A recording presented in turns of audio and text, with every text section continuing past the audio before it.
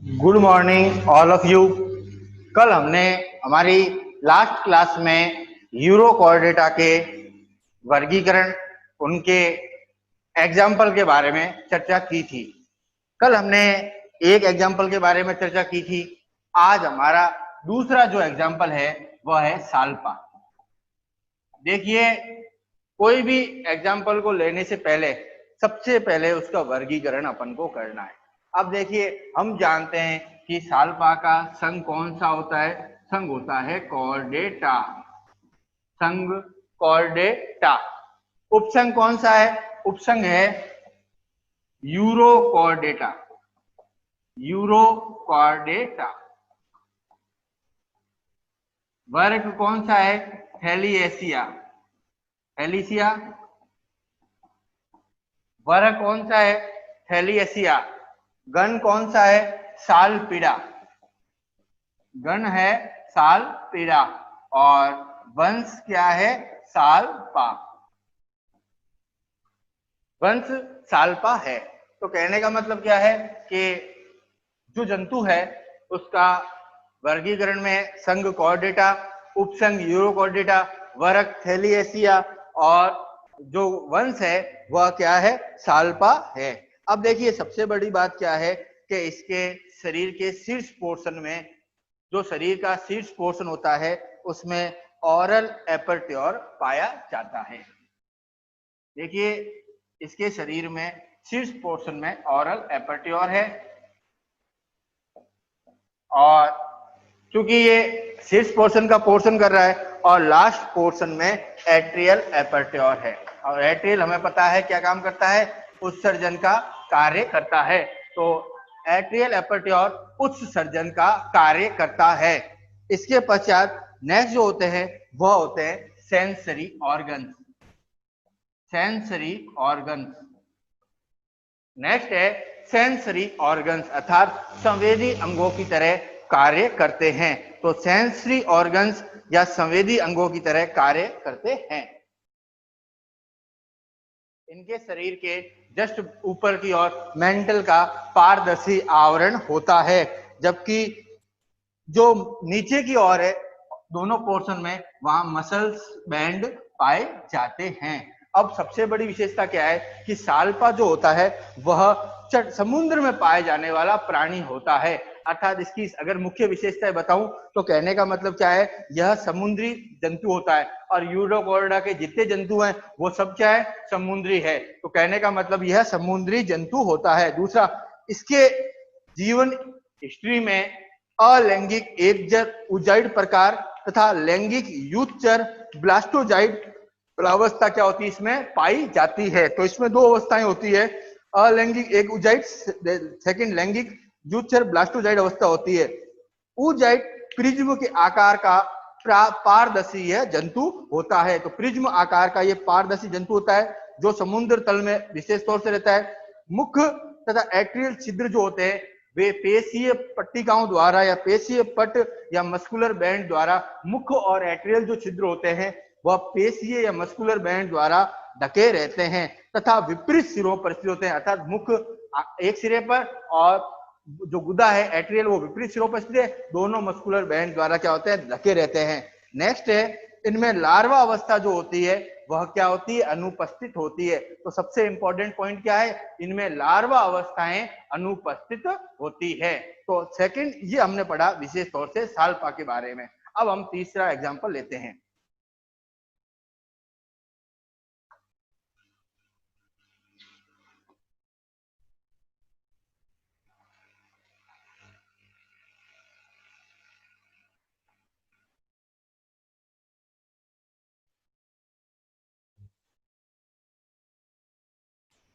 Second जो हमारा third example है वह है डोलियोलम। डोलियोलम। देखिए, डोलियोलम जंतु जो है वह संघ कॉर्डेटा, संघ कॉर्डेटा,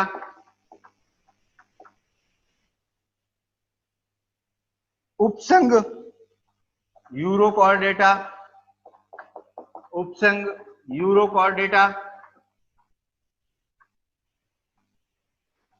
वर्ग देखिए संघ कॉर्डेटा, वरक यूरो कॉर्डेटा, सॉरी संघ कॉर्डेटा, उपसंघ यूरो कॉर्डेटा। हमारा नेक्स्ट जो उदाहरण है वह है पाइरोसोमा। तो देखिए हमारा नेक्स्ट उदाहरण है पाइरोसोमा।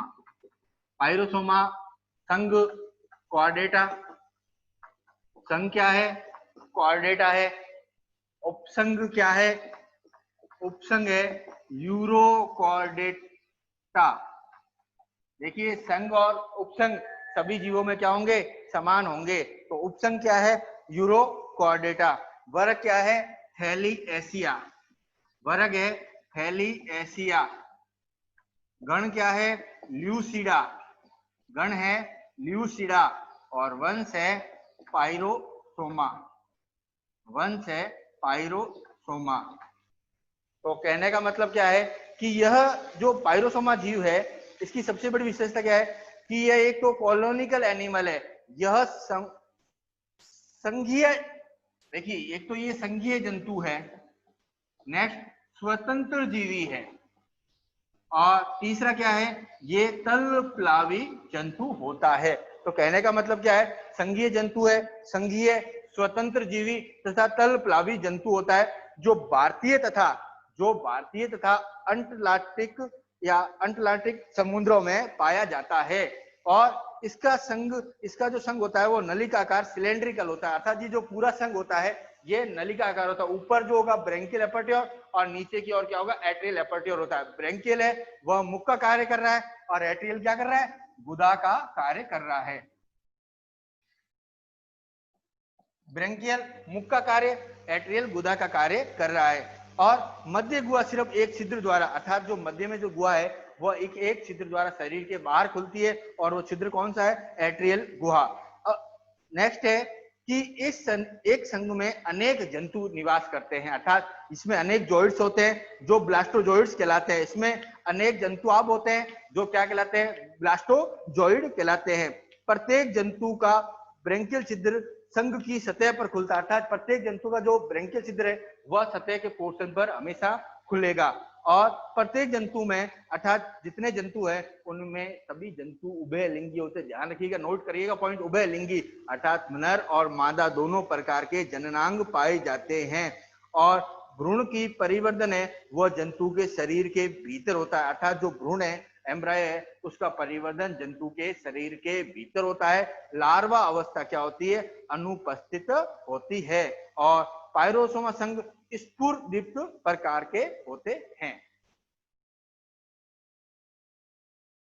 हमारा नेक्स्ट जो उदाहरण रहेगा वह रहेगा डोलियोलम। डोलियोलम, देखिए डोलियोलम संघ कॉर्डेटा, ध्यान रखिएगा संघ क्या है, सभी में कॉर्डेटा है। वर्ग उपसंघ कौन सा होगा, उपसंघ है यूरो कॉर्डेटा।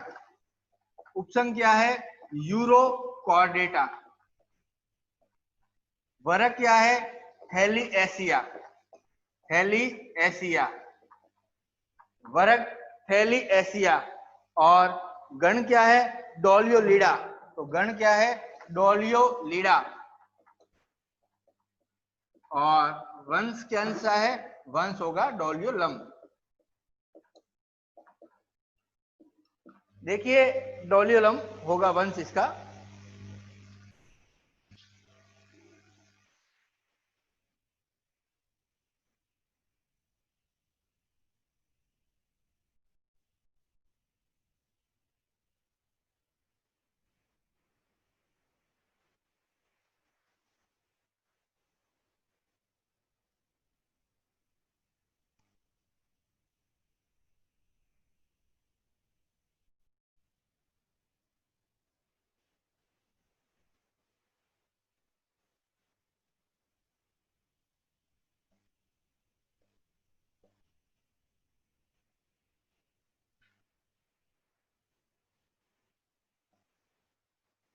कहने का, देखिए आप इसके नामांकित चित्र में देख सकते हैं कि जो शीर्ष पोर्शन होता है वह कहलाता है मुख, या जिसको अपन माउथ कह रहे हैं, अर्थात पोर्शन। और लास्ट जो पोर्शन होता है वो कौन सा होता है, एट्रियल एपर्ट्योर।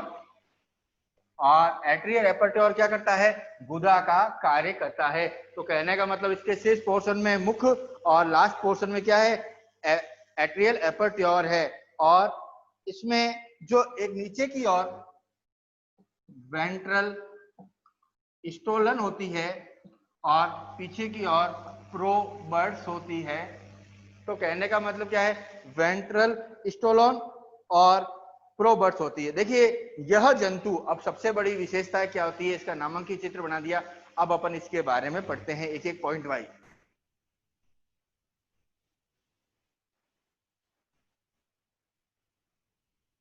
पहला है, यह जंतु उष्ण तथा उपोष्ण कटिबंधीयों में, यह जंतु उष्ण तथा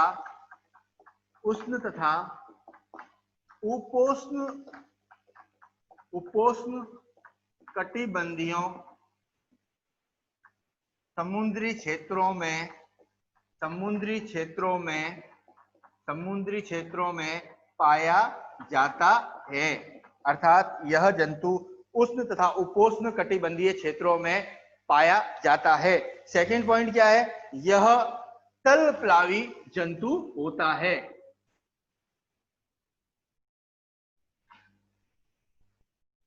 यह जंतु तलप्लावी होता है, अर्थात तल में पलव के रूप में रहता है। तो यह जंतु तलप्लावी होता है,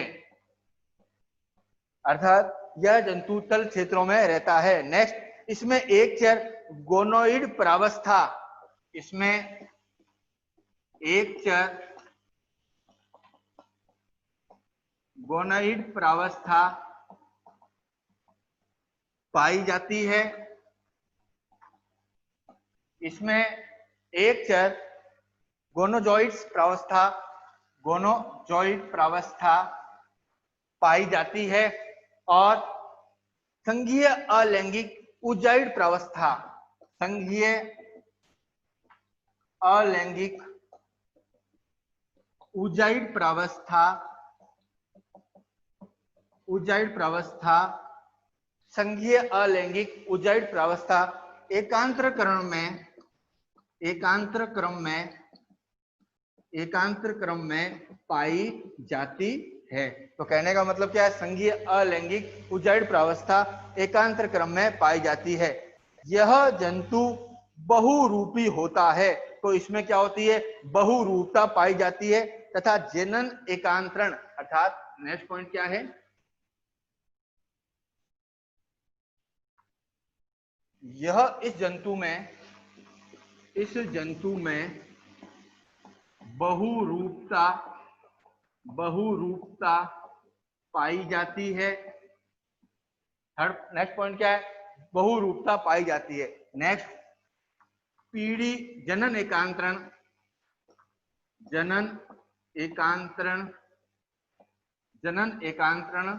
पाया जाता है। तो नेक्स्ट मुख्य विशेषताएं क्या है कि इनमें जनन एकांतरण पाया जाता है। अब नेक्स्ट होता है, इनका शरीर एक पारदर्शी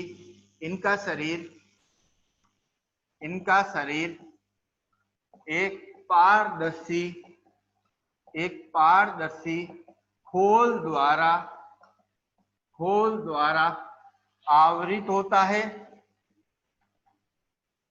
आपके कोई प्रश्न है आप पूछते रहिएगा। इनका शरीर एक पारदर्शी खोल द्वारा आवृत होता है और इनके शरीर का आकार एक पीपे के समान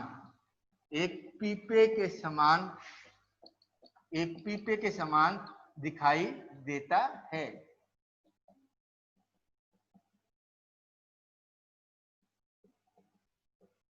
तो इनका जो शरीर का जो आकार होता है वो कौन सा होता है, एक पीपे के समान दिखाई देता है। तो इनकी क्या क्या विशेषताएं कि इनमें बहुरूपता पाई जाती है, जनन एकांतरण पाया जाता है, इनके शरीर पर एक पारदर्शी खोल होता है और इनका जो शरीर का आकार है वो कैसा है, पीपे के समान दिखाई देता है और इनके शरीर पर पूर्ण रूप से वलय पाई जाती है और इनके शरीर में एक छिद्र जो होता है मुख होता है, जबकि दूसरा कौन सा होता है, एट्रियल। एक सिरे पर मुख है जबकि दूसरे सिरे पर क्या है, एट्रियल छिद्र उपस्थित है। तो एक सिरे पर मुख, जबकि दूसरे सिरे पर एट्रियल छिद्र उपस्थित होता है। इन नेक्स्ट जो सबसे बड़ी विशेषता है कि इनमें पूंछ पाई जाती है, इनमें पूंछ पाई जाती है। तो हमने अभी एक एग्जांपल और पढ़ लिया। अब हम लास्ट एग्जांपल जो ले रहे हैं वो ले रहे हैं हर्डमानिया का। जो हमारा बेसिक हमने पढ़ा है उसी को हम चौथे एग्जांपल के रूप में यूज कर रहे हैं।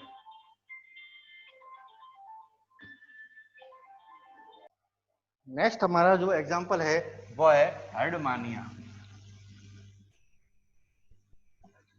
हम इसको पहले भी पढ़ चुके हैं, अपन इसको एग्जांपल के रूप में लेते हैं। तो क्लासिफिकेशन में क्या होगा, संघ कॉर्डेटा, उपसंघ यूरोकॉर्डेटा, संघ कॉर्डेटा, उपसंघ यूरोकॉर्डेटा। नेक्स्ट है वर्ग। देखिए सबसे बड़ी विशेषता है क्लासिफिकेशन एक एक का याद रखिएगा। वर्ग है एसिडिएसिया,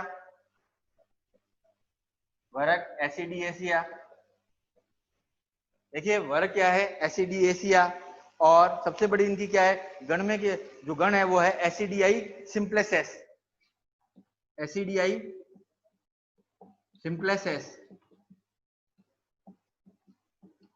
और वंश कौन सा है, हर्डमानिया।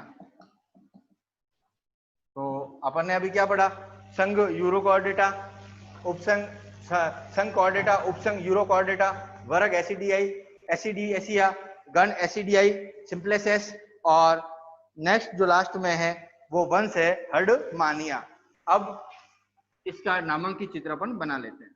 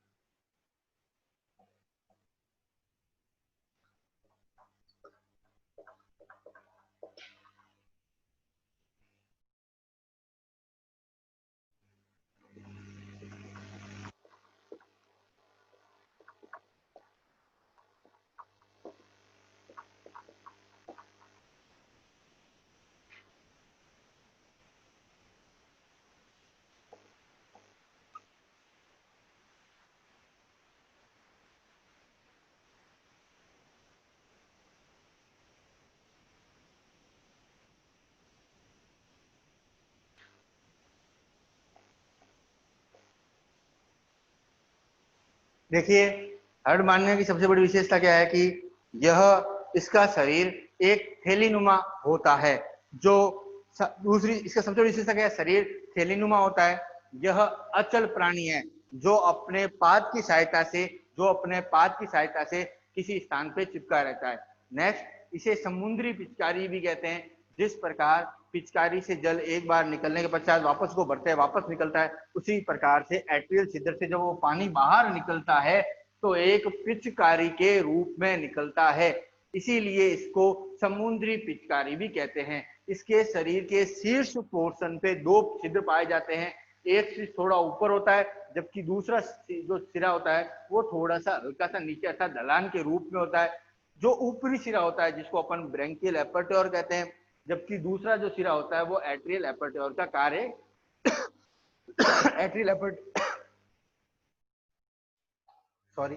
इसमें जो दूसरा सिरा होता है वो एट्रियल एपर्ट्योर कहलाता है। अब देखिए ब्रैंकियल जो एपर्ट्योर होता है वह मुख का कार्य करता है। तो सबसे बड़ी विशेषता क्या है, ब्रैंकियल एपर्ट्योर है वो मुख का काम कर रहा है, जबकि एट्रियल एपर्ट्योर है वो क्या कर रहा है, वह गुदा का कार्य कर रहा है। अब इसकी सबसे बड़ी विशेषता क्या है, इसके शरीर पर एक आवरण पाया जाता है पारदर्शी, जिसको अपन टेस्ट या चोल कहते हैं। नेक्स्ट क्या है, यह अचल प्राणी अर्थात समुद्र की तली में एक किसी निश्चित स्थान पर बैठा रहेगा और अपने पाद की सहायता से उस स्थान पर स्थिर बना रहता है, क्योंकि जब कोई लहर तेज आएगी तो यह अपने पाद की सहायता से स्थिर रहेगा।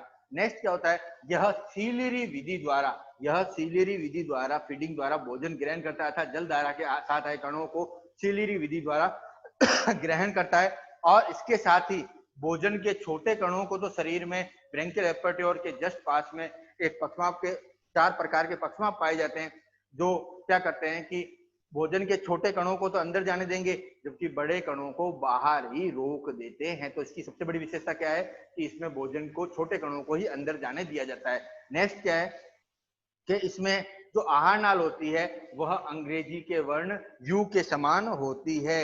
नेक्स्ट, यह उभयलिंगी प्राणी है, अर्थात इनमें नर और मादा दोनों जननांग एक ही जंतु पर पाए जाते हैं। अब सबसे बड़ी विशेषता जायांग पूर्विता, मैं इस टॉपिक में 3 बार बता चुका हूं वापस, जायांग पूर्विता पाई जाती है, अर्थात जन्म के कुछ समय बाद ही मादा जननांग तो परिपक्व हो जाते हैं, लेकिन नर जननांग परिपक्व नहीं होते हैं। नर जननांग वयस्क अवस्था में आने के बाद ही परिपक्व होते हैं, इसीलिए इसमें आंतरिक निषेचन नहीं पाया जाता। जायांग पूर्विता के कारण इनमें आंतरिक निषेचन नहीं पाया जाता, इनमें बाह्य निषेचन ही पाया जाता है। तो ये सबसे बड़ी सी विशेषता है। दूसरा, इनमें जो नर और मादा जननांग है वो जस्ट एक दूसरे के ऊपर स्थित होते हैं। तो आज की जो हमारी क्लास थी इसमें हमने यूरोकॉर्डेटा के उदाहरण पढ़े। अब हमारी जो नेक्स्ट क्लास होगी उसमें हम हेमिकॉर्डेटा संघ के बारे में पढ़ेंगे। धन्यवाद।